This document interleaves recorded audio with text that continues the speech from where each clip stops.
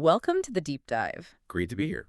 So, today we're digging into some really fascinating source material. Our goal, as always, is to take these complex ideas and really boil them down for you, give you that shortcut to the core insights. Yeah, absolutely. And our focus today is Jimmy Perez. He's an author, a blogger, definitely identifies as a critical thinker. Right. I've seen his work, Adam's Journey, The Soul University, those kinds of Right. titles. Exactly. But he also defines himself as, a husband, father, storyteller, and maybe most importantly for our discussion, a seeker. Someone just trying to make sense of it all. That seeker label feels key. It really is. Yeah. Because the sources we're looking at blog posts from him, spanning roughly January to October 2025, they really document that seeking process. It's not polished theory. It's more like watching a philosophy develop in real time. So, we're seeing a transition. A big one. Moving away from, let's say, traditional dogma towards something much more personal, more reflective. And what we want to do in this deep dive is unpack that. See how he rethinks big concepts like sin, faith, even God for modern life. Turning abstract ideas into something you could actually use. Okay, I like it. Where do we start? Where does he seem to start this phase of his journey? Well, it seems to begin with embracing a kind of radical uncertainty. Uncertainty. Okay, that feels like a solid starting point for any deep thinking. Right. He hits this really hard in a post from September 2025 called I Am Certain of Nothing. He reflects on getting older Uh-huh. and realizing that, well, when he was younger, he thought he had a pretty good handle on things, knew a lot or thought he did. That sounds familiar, the confidence of youth. Exactly. Yeah. But he describes this irony of getting older, you gather more information, see more complexity, and suddenly that certainty starts to erode. He actually says he feels like he knows very little now, maybe nothing at all, even though he still has opinions. Yeah, it's like the more you learn, the more you realize how much more there is to learn. The landscape just keeps expanding. Precisely. And this isn't just a passive realization for him, it's active. This feeling of uncertainty is what actually pushes him towards studying things like religious practice again, especially Christianity. He's revisiting the stuff he thought he knew. So he's looking under the hood of his own assumptions. You got it. Mm. And that really leads to the first big takeaway for you, listening. Hmm. Real growth, whether it's intellectual or spiritual, often starts not with finding answers, but with accepting you don't have them. That humility, that posture of uncertainty is what opens the door. It gives you permission to ask the real questions, maybe the uncomfortable ones. Which brings us right to doubt. He tackles this directly in an August post, the space between doubt and faith. And this is where things get, well, a bit controversial for some. How so? He's really open about the pushback he gets. Those people look at him sideways when he talks about having religious doubts. Yeah, I can imagine. Doubt is often seen as the enemy of faith, isn't it? Like it's disrespectful or a sign of weakness. That's the common view. But Perez just completely flips it. He argues doubt isn't weakness at all. It's natural. It's necessary, even. For him, it's actually the starting point for true faith. Okay, unpack that. How can doubt lead to faith? Well, his point seems to be if you can't question something, if you can't wrestle with it and have doubts about it, then is it really your belief? Or is it just something you inherited, something you accepted without thinking? Ah, so it's about ownership. Doubt forces you to engage personally, to internalize it or reject it based on your own investigation, not just because someone told you to believe. Exactly. If your belief system can't handle your questions, your doubts, Yeah. then maybe it wasn't very strong to begin with. It was just compliance, maybe. That's a challenge to, well, a lot of organized religion, which often emphasizes certainty and provides ready-made answers. It is. Because doubt makes things messy. It introduces uncertainty into a system that often promises certainty. And when someone in the system expresses doubt, it can feel threatening to the group. Yeah. Like if his foundation is shaking, maybe mine isn't so solid either. That makes sense. It protects the collective narrative. Right. And Perez talks about this tension in another post, the itch to know. He describes this internal battle as a constant choice What choice? between settling down, just accepting the story you were given, finding peace in that narrative, and just resting there. The comfortable option. The comfortable option. And he's really honest about it. He admits he sometimes feels a quiet envy for people who've managed to do that, people who are just content with the inherited story. Because the alternative is exhausting. It sounds like it. The alternative, the path he chooses, is what he calls this unrelenting thirst to question, to seek, to know more. It's a commitment to constantly pushing boundaries, refusing to just close the book on the big questions. Even when closing the book might bring some peace. He's choosing the itch over the comfort. Yeah. It's like he recognizes that truth, for him anyway, isn't something you receive passively. It's something you have to actively uncover Hmm. or maybe even build for yourself. So this explains why he keeps coming back to the idea of God then, even though he says he's not traditionally religious. I think so. He's very clear he's seen the harm done by strict religion and dogma. He acknowledges that shadow. So why not just ditch the whole concept if the institutions are flawed? Because, for Perez, the idea of the divine, the search for meaning, that fundamental human impulse that seems separate from the institutions built around it. The questions remain, even if the old answers don't work for him anymore. He wants to reclaim the concepts, maybe, but on his own terms. Redefine them internally, stripping away the dogma. That seems to be the project, taking these powerful ancient ideas and finding a way to make them personal, intimate, and dynamic, which flows right into how he starts to redefine his own spiritual identity.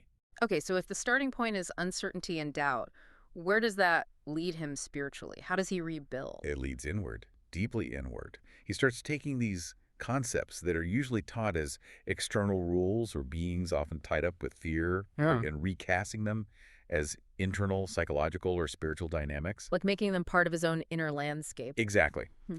Let's start with how he reframes sin. This is a big one. He talks about it in Beyond Sin, the divine nature of human experience. Okay, sin. Traditionally, that's, well, it's bad. It's transgression, maybe an inherent flaw. That's how he says he was taught it, like an evil seed embedded deeply in our very nature, something that makes us inherently flawed, maybe even fundamentally broken, needing external salvation. Right.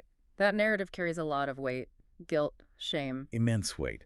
Mhm. But Perez just throws that out. Mm. He suggests reframing sin as simply human experience, the mistakes, the missteps, the falling short. It's not evidence of some evil seed. It's just part of the journey of being human. Wow.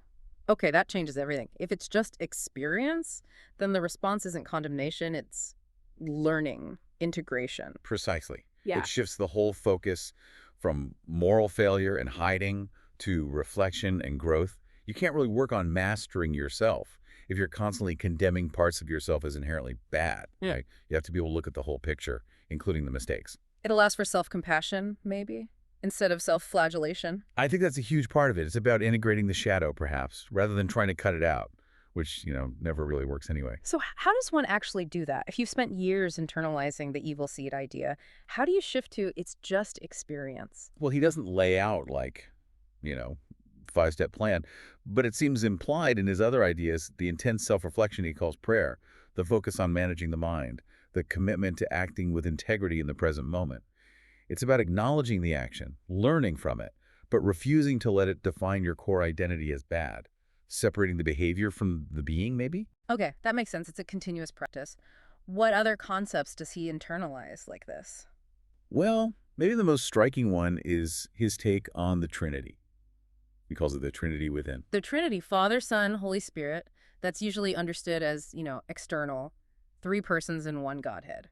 Very theological. Right. External, objective, something to be worshipped or understood doctrinally.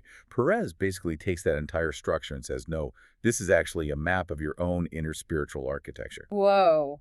Okay. How does he break that down? It's really elegant, actually. For him, the Father isn't some distant authority figure. The Father is the guide within you, your inner wisdom, your highest awareness, the part that knows the path, holds the vision, sets the direction. Okay, the internal compass. Got it. Then the Son. The Son is the action, the doing part. If the Father guide has the vision, the Son is the part that has to, move the body, engage with the world, make the choice, do the thing. It's translating that inner wisdom into tangible action. Right. Wisdom into works. And the Spirit. The Spirit is the force for transformation and healing. It's the inner power that allows you to integrate experiences, especially the difficult ones, the sins, to forgive yourself and others, to adapt, to grow, to change. It's the dynamic, generative energy within. So Father Guide sets the course. Son action walks the path. Spirit transformation heals and integrates along the way. And crucially, he says, these are all one and all within. It's not three separate things, but three aspects of your own integrated self working together. So if you're facing a challenge, you don't necessarily need to look outside for answers. You can tap into this inner trinity, Consult your guide.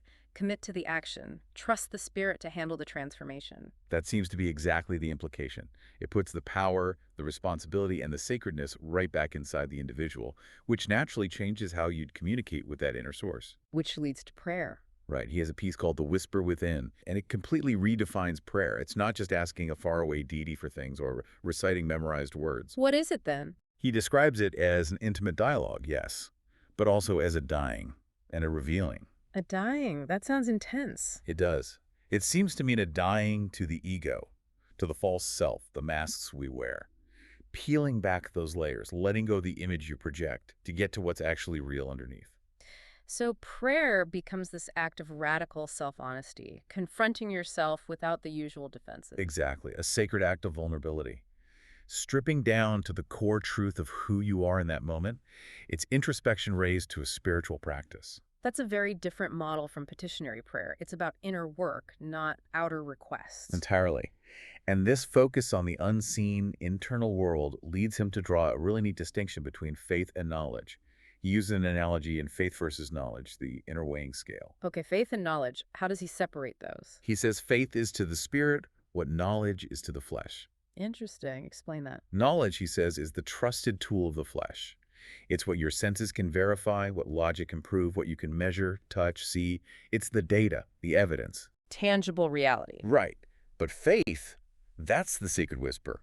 It's the unseen force you need to start something new, to heal, to keep going when you don't have all the data, when the outcome isn't guaranteed. Ah, so knowledge tells you how to build the bridge, but faith is what makes you start building it before you're 100% sure it will reach the other side.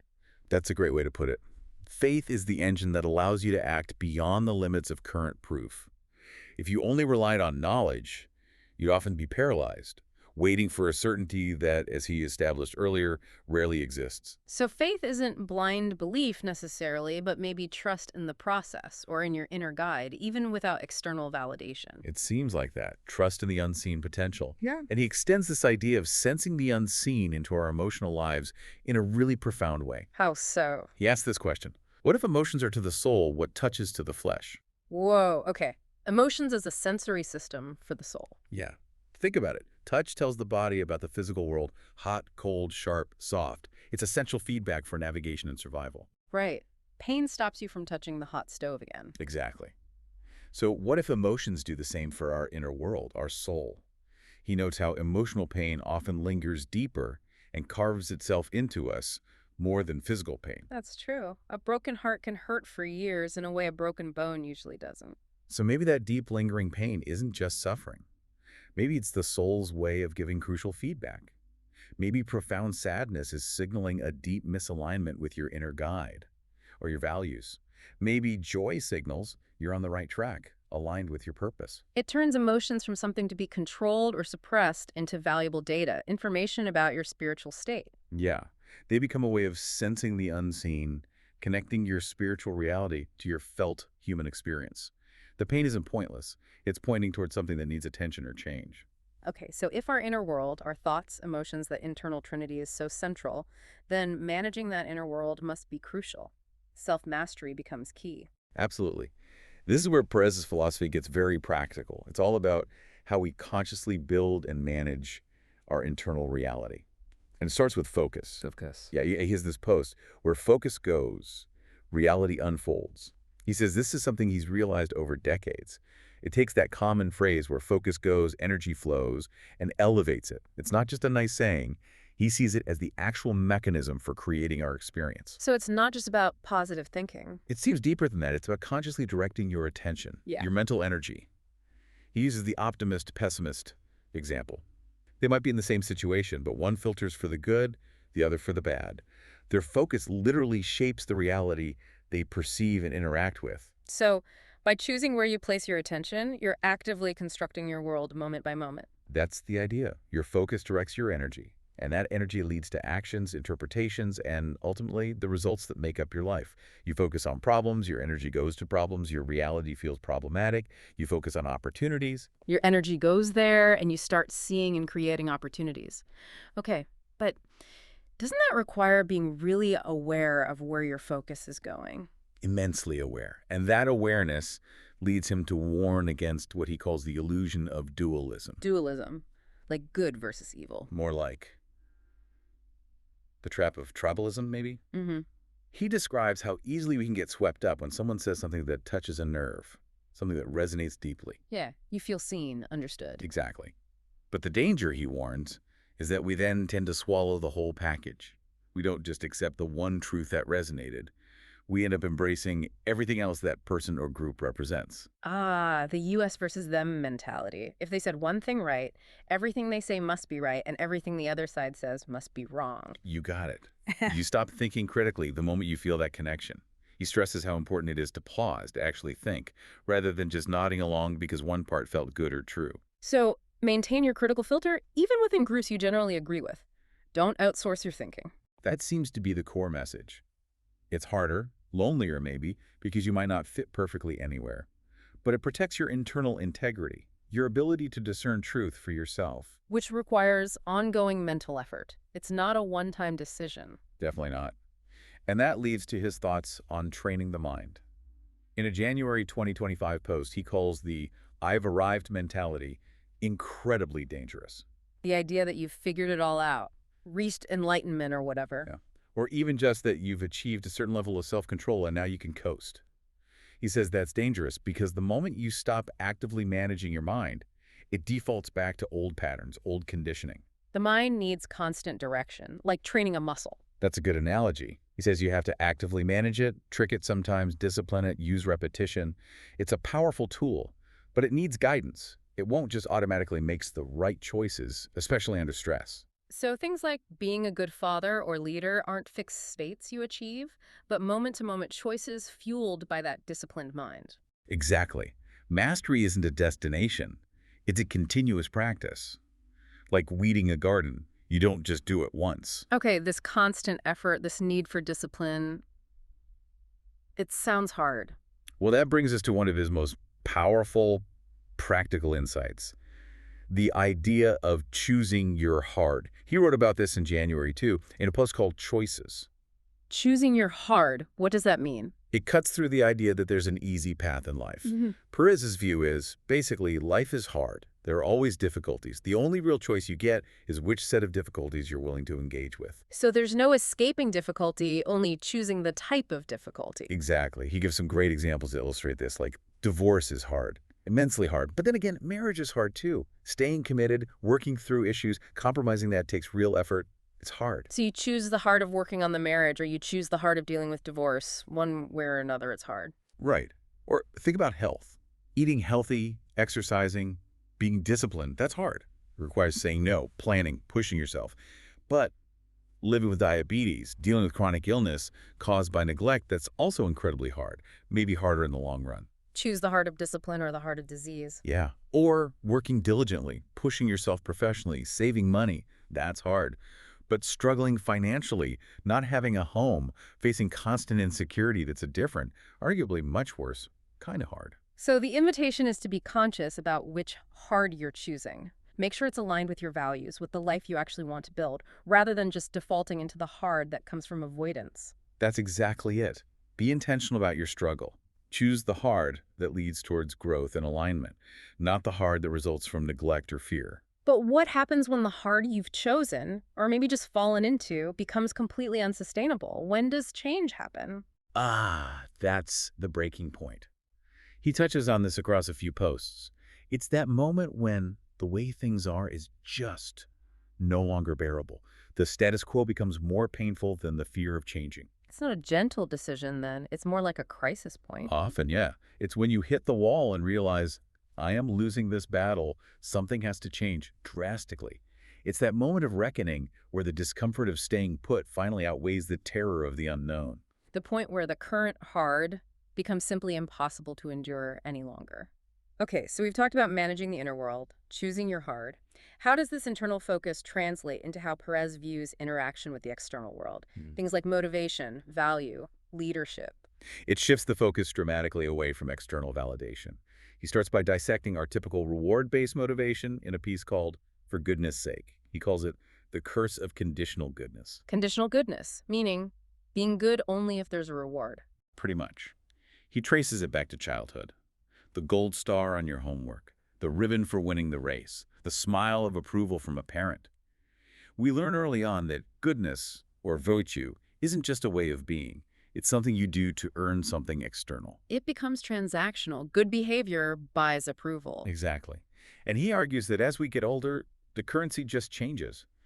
We stop working for gold stars and start working for promotions, status, maybe just avoiding punishment or criticism. He specifically mentions working hard out of fear. Fear of failure, fear of judgment, fear of not measuring up. Right. The motivation is still external, still conditional. Your actions are dictated by trying to get something from the outside world or avoid something from it. Which sounds like a trap. You're constantly chasing validation. It's a huge trap, he implies. So what's the alternative? He lays it out in the value you give is the life that you live. The key is shifting your entire focus from getting to giving. Expect less from others. Focus more on what you can contribute. Precisely. He says life just flows better when you lower your expectations of what others will do for you or how they'll react to you. And instead, you focus purely on how you can add value to them or to this situation. Why does that work better? Because expectation, he says, is a subtle trap. If your happiness depends on someone else thanking you or recognizing your effort or returning the favor, you're setting yourself up for disappointment. People are unreliable, circumstances change. But if your focus is just on the act of giving or contributing or doing the right thing according to your inner guide, Then the satisfaction is internal. The reward is the act itself, aligned with your values. You're not dependent on the external reaction. Your sense of well-being becomes much more stable, generated from within. that sounds incredibly freeing. Less resentment, less scorekeeping. Definitely. And this internal focus extends to how he thinks about his own role, like being seen as a leader or a father. He talks about this in Be Great Only This Moment. What's his take there? Does he try to be a great leader? He actually rejects that. He says people create this image of him, great man, amazing father, whatever, but he doesn't strive for the title. What does he strive for then? He strives to be great only this moment, right now, in this specific interaction, this decision, this task. Why the focus on just the moment? Because he realizes that the big reputation great leader isn't built by aiming for the title. It's built from the sum of all the individual moments. If you handle each moment with integrity, focus, and excellence according to your inner guide, Then the reputation takes care of itself. that's the idea. Focus on the quality of the present action, not the eventual label. The label is just a byproduct of consistently good moments. That ties back to training the mind, doesn't it? You can only control this moment's action. Absolutely. And interestingly, he connects this present moment focus and internal grounding to a really specific physical experience he has. Oh yeah, what's that? He mentions it when discussing energy and grounding. He says that despite working incredibly long hours in his industry, like 15, 17-hour days, sometimes he's never had heartburn, never needed a Tums, calls it a peculiar thing. Wow. In a high-stress job, that is unusual. How does he explain it? He links it to a needed shift in consciousness. His theory basically is that fear and anxiety are products of time traveling in our minds. We worry about the future, regret the past. Right, stress lives in the what-ifs and should-haves. Exactly. And that mental time travel, that anxiety, creates internal stress that manifests physically. Digestive issues, tension, all that stuff. So by grounding himself in the present, by trying to be great only this moment, he's short-circuiting that anxiety loop. That seems to be his connection. If you're truly present, you're not consumed by past regrets or future fears. And he believes that requires embracing stillness and solitude sometimes, which the anxious mind always wants to flee from. Being still forces you to be present. So the lack of physical heartburn is maybe a reflection of a lack of that constant time-based internal friction or soul burn. That's a beautiful way to put it. It's like his physical state is reflecting the success of his internal architecture. When you manage the inner reality well through focus, intention, presence, it can actually shape your external and even your physical experience. Hashtag HEG OTRO. Synthesis and provocative thought. Okay, so this has been a really rich exploration of Jimmy Perez's evolving philosophy. It feels very lived, very earned. It really does. It's not abstract theory. It's forged in the fire of his own seeking. So let's try to pull together the main threads for everyone listening. What are the core takeaways from this deep dive? Well, first, I think, is the embrace of uncertainty and doubt. Not as problems to be eliminated, but as necessary catalysts for genuine personal belief. You have to question to truly own your convictions. Right. Doubt isn't the opposite of faith. It's maybe the doorway to it. Yeah. Second, Second, the radical internalization of spiritual concepts. Moving things like sin, the Trinity, even prayer, from external doctrines or deities into the landscape of your own inner self, making them tools for self-understanding and transformation. Your inner world becomes the sacred space. The Father, Son, Spirit are within you as guide, action, transformation. Makes sense. And third, Third is the absolute necessity of active self-mastery. Training the mind constantly, choosing your heart intentionally, resisting tribal thinking, and crucially, shifting your focus from external reward to internal value creation. Expect less, give more. be great only this moment. Yeah. It all ties together into this image of someone actively constructing their meaning, not just receiving it. Which is really what Perez identifies as, right? A seeker. Yeah. Someone trying to make sense of life. And isn't that fundamentally the human condition? It really is. We're all trying to figure it out. And he points out, that ultimate question, what is the meaning of life? No book, no guru, no philosophy has ever nailed it for everyone. It remains open. He makes this great point. Our species name emphasizes human being, but maybe our lived reality is more like human questioning. Human questioning, I like that. It puts the emphasis on the process, not the final answer. The seeking itself is the point. Exactly. The value is in living fully within the question, letting it fuel your choices, your actions, your alignment with that inner guide. So the final thought for you listening comes directly from that. What narrative is currently shaping your experience? Is it one you inherited or one you are consciously choosing or creating? And based on that narrative, what's the hard you're choosing today, and what action right now aligns with your deepest sense of truth? Yeah. What does your inner guide say? That's the question to live with long after this deep dive ends. Thanks for joining us in the process.